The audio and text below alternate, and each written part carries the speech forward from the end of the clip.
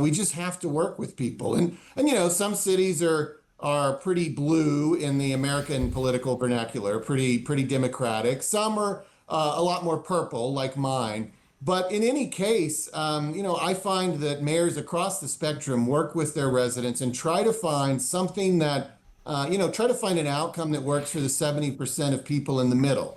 In an era of divisive partisan politics, it might be difficult to imagine things being done in a more consensual way. The US Conference of Mayors is an institution that bucks this trend, convening colleagues and friends from across the political divide. David Holt, the Republican mayor of Oklahoma City, recently headed the meeting that aims to eliminate divisiveness. So what can the rest of the country learn from this kind of institution? I've got David Holt, the Republican mayor of Oklahoma City, joining me now. Thank you very much indeed. Can you tell us a little bit about the US Conference of Mayors and how it does things differently? Sure, absolutely. Thanks for having me on today. The American mayors are absolutely the most bipartisan group of political leaders in the United States. And there's a few reasons for that. But the organization, just so your listeners know, is it's for mayors of cities over 30,000. So there's 1,300 American mayors that are eligible. It's Republicans, Democrats, and independents.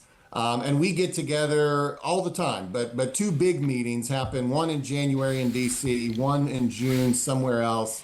And then I was the president for the last year until a few weeks ago.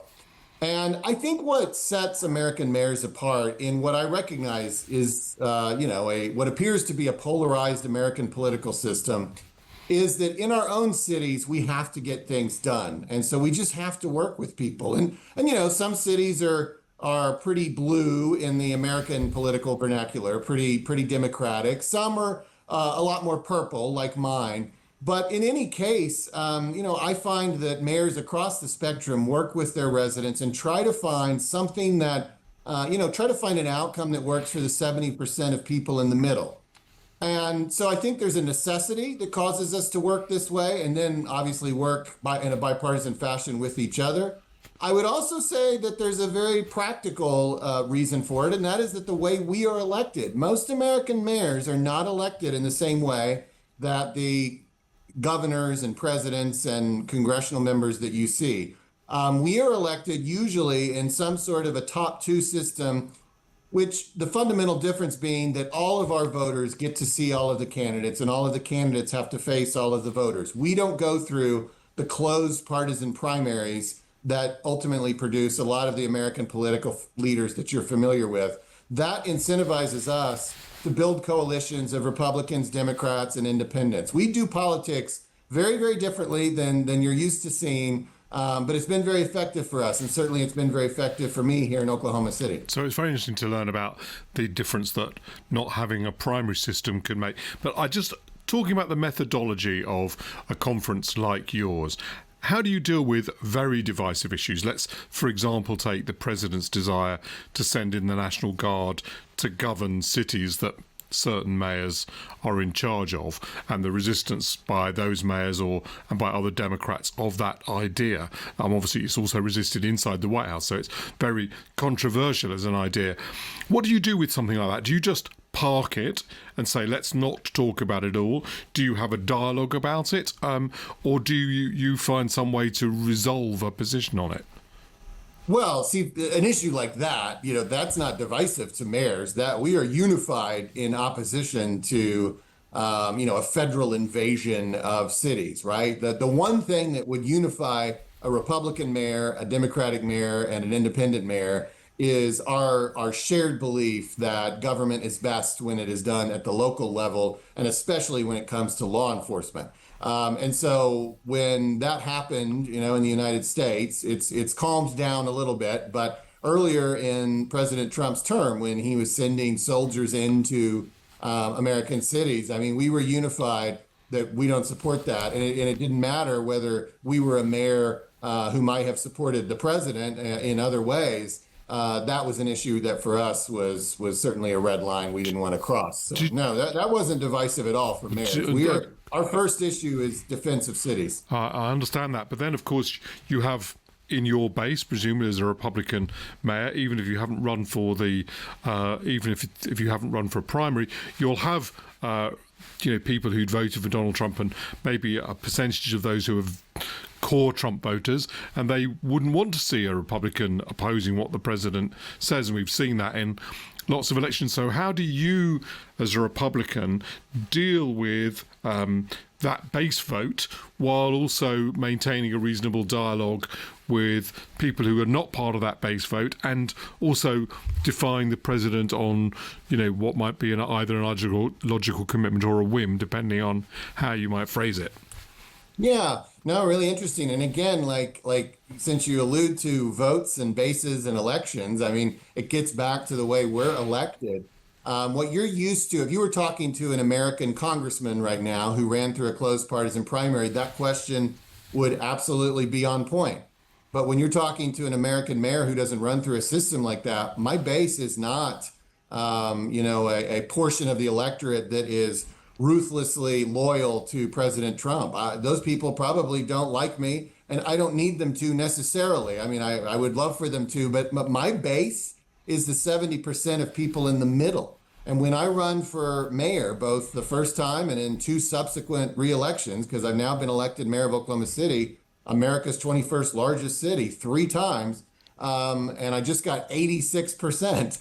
When I run, I'm getting the votes of Democrats, Republicans, and independents.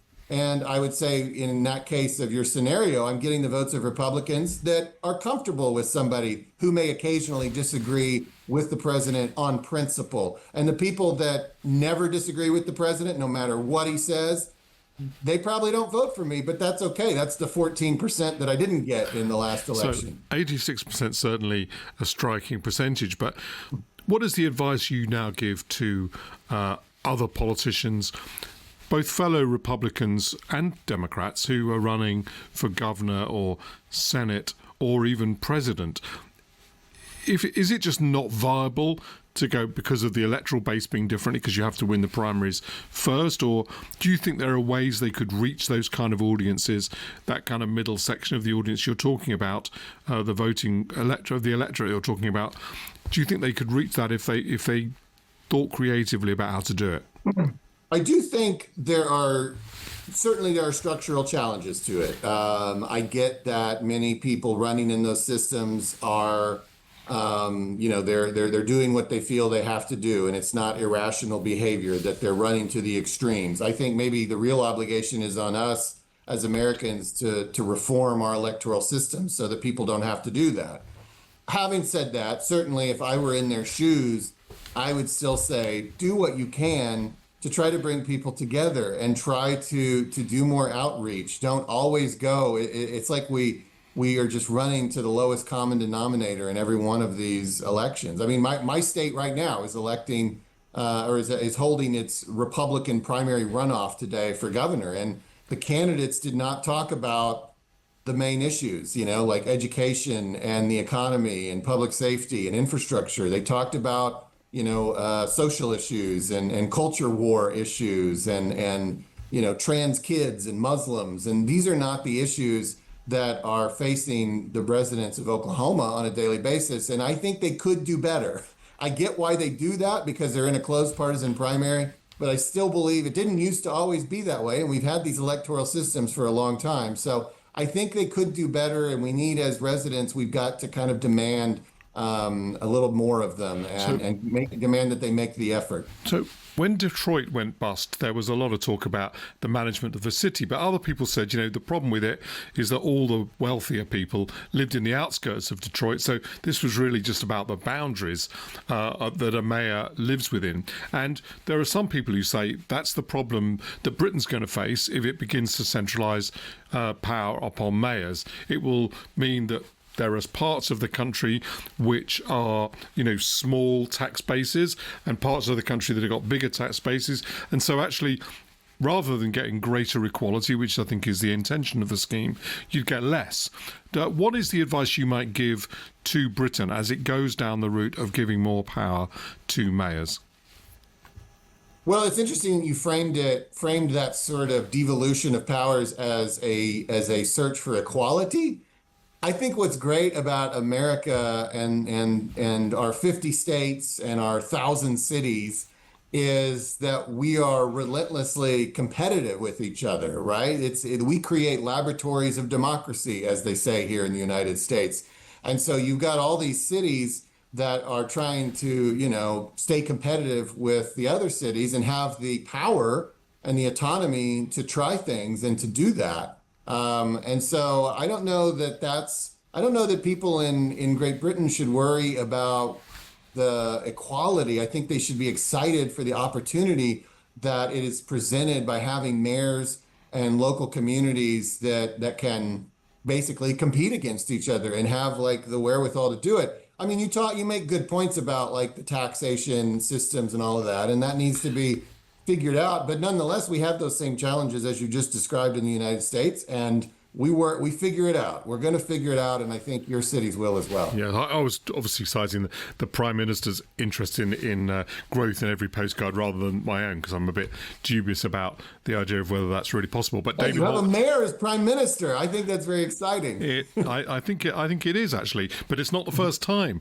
We also had a Conservative mayor of London right. became Mayor Prime Minister, Johnson. which ended as it ended. In any case, David Holt, the Republican mayor of Oklahoma City, thank you so much for enlightening us about what you are doing and for injecting that spirit into politics.